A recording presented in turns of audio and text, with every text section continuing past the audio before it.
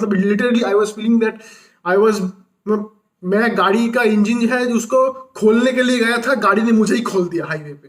ठीक है, ऐसा ही फील आया था।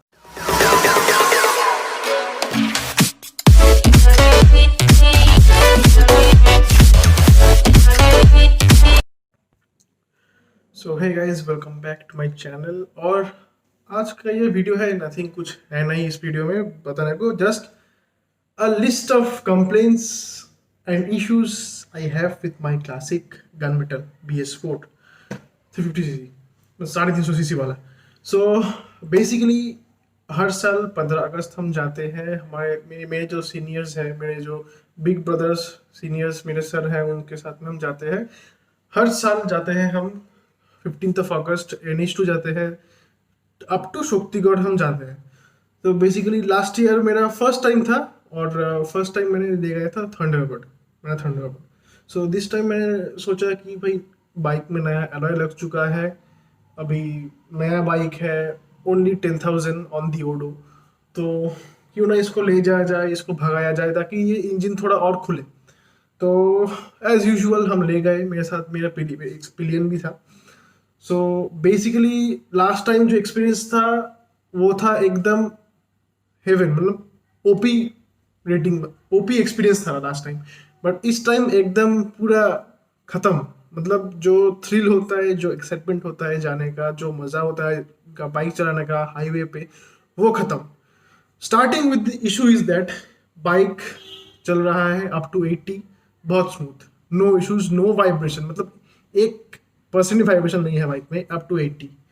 अब देखो, एक 350cc का इंजन आप यूज करते हो जिसका power 19 point something bhp, torque 28 Nm, anything, तो उसको आप खरीदते हो 1.9 लाख, मतलब खरीदा था 1.65 समथिंग, और उसके ऊपर जो 15,000 का जो एलॉय लिया, टायर लिया, उसका अलग, तो उसको भी मैं ऐड करूंगा कि बाहर का तो एलॉय है नहीं, कंपनी का स्टॉक है, तो obviously I will count on that. And first and foremost thing is मेरे बाइक पे कोई मॉडिफिकेशन है नहीं, stock silencer, stock air filter, सब कुछ स्टॉक, स्टॉक हैंडल, सब कुछ, कोई बाहर का कुछ भी नहीं है। सो उसको मैं ले गया 80 तक स्मूथ। 80 के ऊपर बाइक जा तो रहा है, बट जो वाइब्रेशन आ रहा है, मतलब मेरे हाथ में इस ये जो जगह है ना, मतलब देखोगे हर एक पेशेंट, जो नर्व पेशेंट होता है ना, जो जिसका नर्व का डिसऑर्डर होता है, उनका हाथ ऐसे ऑटोमेटिकली थिरकता है, मतलब कांपता है हर हर टाइम पे। ऐसा नहीं है कि कुछ करोगे तो होगा, हर टाइम पे नर्व का जो पेशेंट होते हैं उनका हाथ ऐसे हिलता है।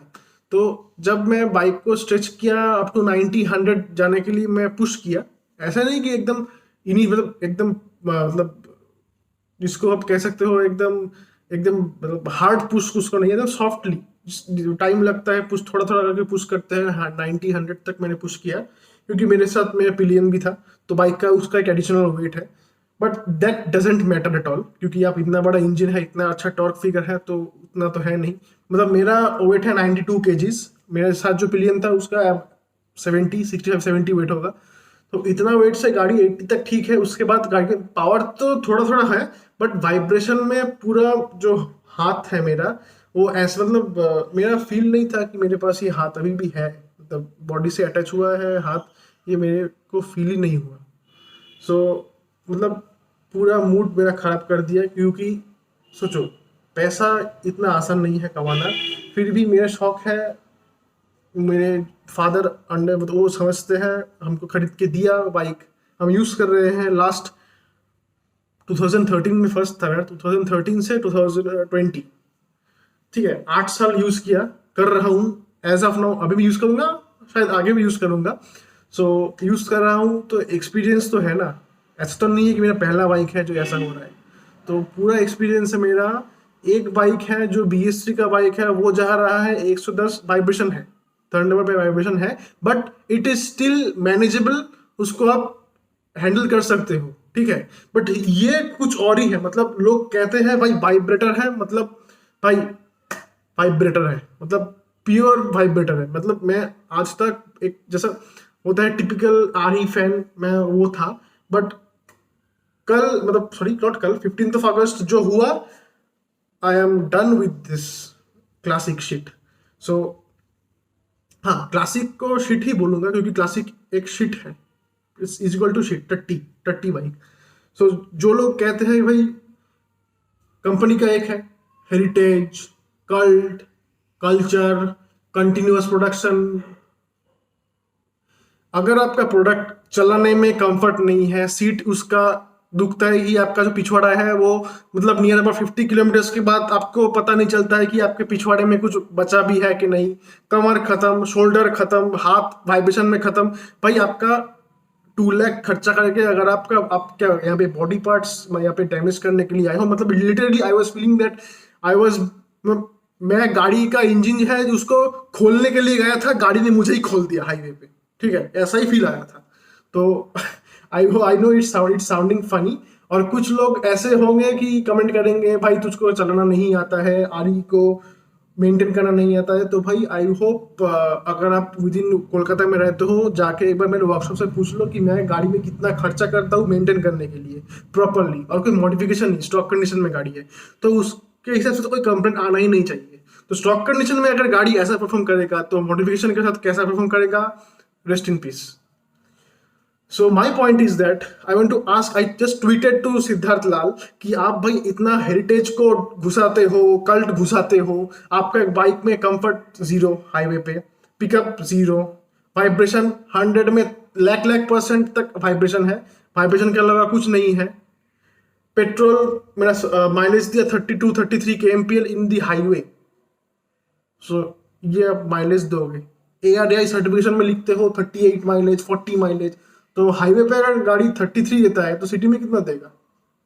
और अगर एक आप एक बात एक समझो प्रैक्टिकली, अगर आपके पास एक 350 cc का बाइक है, अगर वो 100 तक भी नहीं जा पाया तो उस बाइक को मार्केट में लाने का क्या फायदा?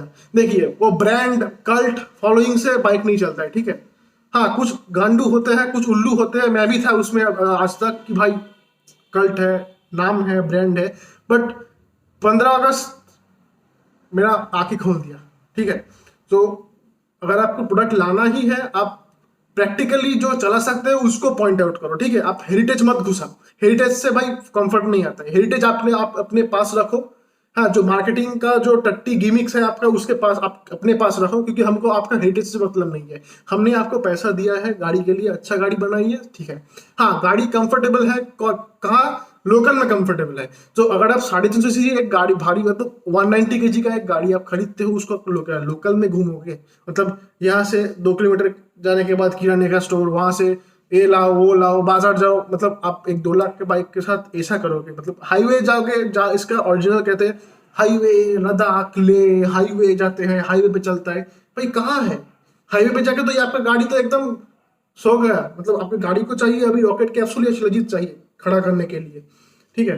सो होता है भाई, जिसका 2 लाख 1.9 लाख जाता है गाड़ी के अंदर, जिसका गाड़ी ऐसा परफॉर्म करता है, उसको ये बोलना लाजमी है, इट्स वेरी मतलब नेचुरल कि वो बोलेगा ही बोलेगा।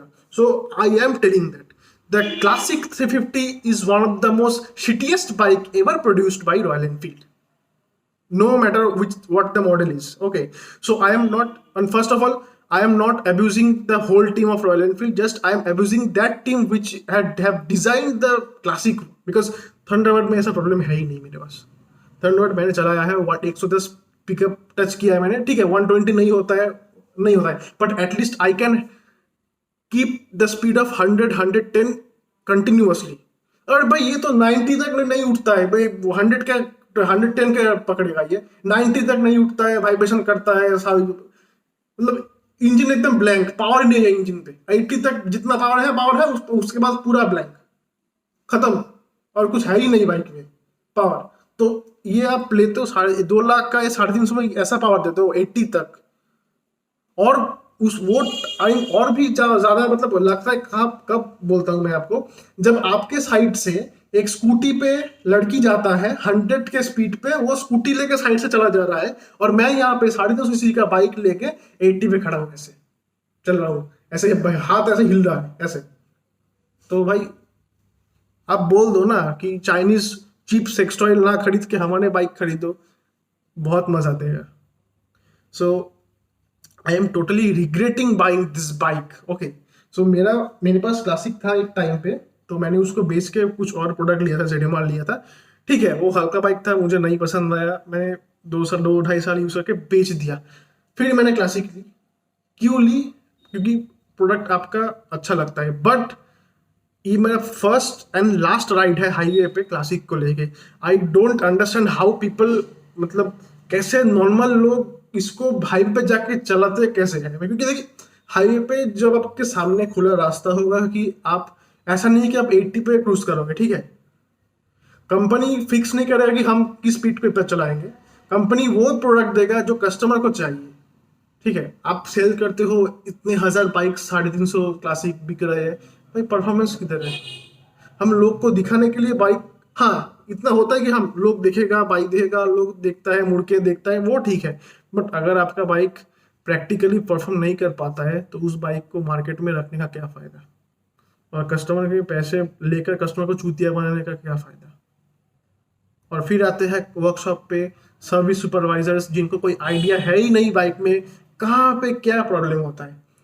सपोज हमारे यहाँ पर जो सर्विस सेंटर है वहाँ पे एक है, एक बहुत नमूना है, एक सैंपल है, उनका नाम नहीं लूंगा, आप समझ जाओगे। जो लोग मेरे नोन में देख रहे हो, अगर कोई उन वर्कशॉप में देख रहा है मेरा वीडियो, ये साउंड आ रहा है, एबनॉर्मल साउंड, एबनॉर्मल साउंड, मतलब पूरा बाइक ही एबनॉर्मल बना दो आप। तो आप परफेक्टली अब बोलो कि ये साउंड है, ये इशू है। हमको पता है कि बाइक में कौन सा इशू है, उनको नहीं पता इशू है बाइक में। वो कंपनी का आदमी है, कंपनी का एक शर्ट यहाँ पे बैजिंग लगा के, नाम लिखा के बैठा है काउंटर पे कस्टमर को एडवाइस करने के लिए। सेकंड इशू होता है ये, और क्या हुआ, मिरर्स कुछ नहीं दिखता है वाइब्रेशन पे, ठीक है। कंपनी को मैं आपको एक कॉल एक अटैच कर रहा हूँ। कंपनी का जो, मतलब जो रिप्रेजेंटेटिव है, उनमें कंप्लेन किया था, सिद्धार्थ लाल को मैंने कंप्लेन करता हूँ ट्वीट पे। कंपनी का कस्टमर रिप्रेजेंटेटिव मुझे फोन करता है कि आपका इशू क्या है, वो क्या है। But I spoke to him very, मतलब politely, I haven't abuse, because उनको अब्यूज करके कोई फायदा नहीं है। वो तो जस्ट एक एम्प्लॉय है, 10,000 15,000 का सैलरी वाला एम्प्लॉय, उससे भी कम शायद। So I have face this situation, so I am telling, भाई प्लीज ऐसा बाइक मत बेचो, कस्टमर को चूतिया मत बनो। कस्टमर का पैसा आपके बाप का पैसा नहीं है कि कस्टमर को बना के आप ले लिया। मतलब आई एम स्टिल कंसिडरिंग कि मुझे ये बाइक रखना चाहिए कि नहीं है, मैं बाइक बेच दूं। क्योंकि भाई परफॉर्मेंस इसका बाइक का जीरो है, उस बाइक को क्या फायदा। मतलब लोग को दिखाने के लिए मैं बाइक नहीं रखा मेरे पास। I want my, I want fulfil, I want to fulfil my satisfaction, sorry, I want to get satisfied कि भाई ये बाइक चलाने के बाद मुझे ये अच्छा फील हुआ। आपका पूरा रोड ट्रिप डिपेंड करता है आपके बाइक के परफॉर्मेंस के ऊपर। जिस बाइक का परफॉर्मेंस इतना टट्टी परफॉर्मेंस है तो रोड ट्रिप पे खाक जाएगा आपके, मतलब total loss. Classic 350 is a total loss. So I will attach the voice clip in the video in the end. So I hope, हाँ वीडियो थोड़ा लेंदी होगा, बट देखिए आई हैव, मतलब मेरी आंखें खोल दिया परफॉर्मेंस ने। तो अभी इस टाइम मैं बहुत सीरियस हूँ। I want to reconsider buying another bike और changing this one, because I don't want this shit in my garage. So I hope video आपको ठीक लगे, कमेंट कीजिएगा आपका व्यूज, और हाँ वॉइस रिकॉर्डिंग सुनिएगा कि वो रिप्रेजेंटेटिव क्या बोलता है। So I hope till next time अच्छा लगे तो like, comment, share and subscribe to my channel and share to your friends. Hello. Yes, sir. Good evening. This is Good Anand from evening. Social Media Department of Royal Enfield. Am I Okay. speaking to Mr. Shubhashu? Yes, I am. Yeah, Mr. Shubhu, how are you? So I'm fine. Okay, that's great. So basically, Mr. Shubhu, this call is regarding to your Twitter tweet here. Here you have mentioned that it's hard to digest that a 2 lakh space bike cannot even be Yeah, stable at 100 kilometers. yeah. So, may I know what happened exactly? So exactly what is happening, I'm telling from the beginning. Listen. So Okay. what happened is that on 15th of August, we eventually go Hmm. out for a ride. Okay. So Okay. we went to a national highway in our area. So it's near about 100 kilometer stretch. So many Okay. of our friends were going, so I went. I have two bikes. Okay. So this is not my Okay. big one. I have Thunderbird also, BS3 model. This is classic BS4 model. So basically, Okay. Great. what last year I took my Thunderbird, so which well, easily without any further pressure or hackle, it touched 100 and I can hold that speed. Okay, I can hold that Yes. speed with ease, no issues. and vibrations are also Okay. manageable. It's not that great, it's manageable. So what happened this Okay. time is that I took this one on Classic. So I have Hmm. the bike on stock conditions, no external modification, nothing, no handlebar change, Okay. no exhaust, nothing, and also I have my Okay. alloy wheels from company only, means accessories one that comes with AI. Okay. So there is no modification to the body or any chassis.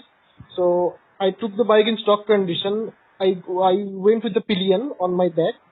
So when I go Okay. highway and took speed, of course you should understand that it doesn't matter in a highway if you go 80 or 100 because it eventually the speed increases with time.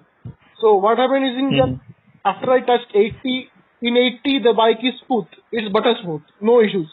But when I go past beyond 80, I am slowly pushing the bike, not pushing it aggressively. I'm slowly pushing the bike. I know its manners, so I am pushing the bike slowly. It crosses the 80 mark, and I eventually lost my hands. Means I'm just telling my feelings. The vibrations are so brutal that I just Okay. thought that my hands were cut off from my shoulder only. The vibration is tremendous. There is no power beyond that. The bike means it's Okay. struggling to touch even 90 and 100. And on the other hand, I last year I took my Thunderbird. I took the speed at 110, and it was stable. I can hold that. But this one can't. Okay. The engine is same, just the body is different. Nothing else. Engine is same, power is same. So my Okay. question is that after spending this much amount of money, so what do I get Hmm. in the 350cc engine, which struggles to cross even 80? So that's very hard to digest. Okay. Okay. To inconvenience. So have you showed this to the service center? I have spoke to my service center mechanic also. He is saying that let's see, I have to open the clutch case and that all. But my bike is in this means my bike is hardly run. Means it's only 7,000 and 8,000 near about. Nothing, not much more than that. And I have not taken the bike in highway previously. So my bike is 2.5 years old. I eventually ride in Okay. my local areas. I just keep this bike for just leisure, not for any work purpose. Hmm. I just keep this bike for Hmm. leisure riding. And if I go to a ride and face this kind of situation, even a 100cc scooty is going past beyond me. Okay. Okay. So that's my problem. Okay. Okay. Okay. I'll definitely note on your feedback about it, sir. Don't worry. I'll make sure this shouldn't be happen with any of the customer. Okay. Okay. So what should I do now? Sir, regarding this, just let me know if you visited to the service center, what they said. Okay. So this is my. Yeah, what they said. What they said. Okay. He said that yeah, he will open the clutch case and all. So if my bike is in, I have been to open the bike means there is no need to open my engine in the last 2.5 years because I hardly ride this bike. Okay. So Okay. if I take Okay. this bike first time in highway and first time only it's going and I have to open the engine to check what's wrong with it. So it's disappointing. No, it's No. after spending 1.9 lakhs, you understand that the money is not Hmm. just peanuts, it's hard earned money. Correct. Correct. I understand. So I want to tell RE, especially the marketing, not marketing, the designer team, is that you, personally, I have, this is my third RE bike. So, Yes. as a Correct. Correct. third, I own the third bike, so I am telling as a, I have faith in the company. I am using it for the last 8 years. So I am telling that Okay. after spending this much of money, so the bike is vibrating like hell. The bike is doesn't even touch 100 and 110. So what's the point of having a 50cc engine? It's better to have a 100cc engine, no? If you give 50cc engine with a 50cc power, so there is no point in spending so much money in this company on this product. Okay. Okay, I can understand that, sir. But the thing is, the motorcycle is already, it's been 2.5 years old. So if some work can be, has to be done in your motorcycle, that if they are opening the engine, so that work has to be done, sir. And I that will be done understand. on the I will. casual basis Obviously, I or, will. uh, There is no issue. I yeah. will obviously check my motorcycle, but that's Okay, okay. not the point. Means See, I'm not. I've done nothing. I have nothing. I have no enmity with the company. My Thunderbird is 5 years old near about. Okay, the bike, Okay. my Thunderbird is 5 years old, and it's reading 25,000 on the Odo. I haven't Okay. changed the meter. This is the original reading, the 25,000. Even at 25,000, 5-year-old bike touches 110 without any major issue. And now Okay. a 2.5-year-old bike with 7 to 8,000 kilometer on the Odo doesn't even touch 80 with the same engine, same power figure. Okay. This is my, this hurts. Means literally this hurts. Okay, understood. So where is your motorcycle right now? Is it with you or with the service center No, currently? it's with me. I have just spoke to the mechanic today because in our area it's raining, so I am not willing to take now. I will go in the next because already I have service in some time, so I will take finally in that time. Okay. No issues, sir. If they are already helping you, they will definitely help you. Don't worry. I will, from my side, I'll definitely note down your feedback.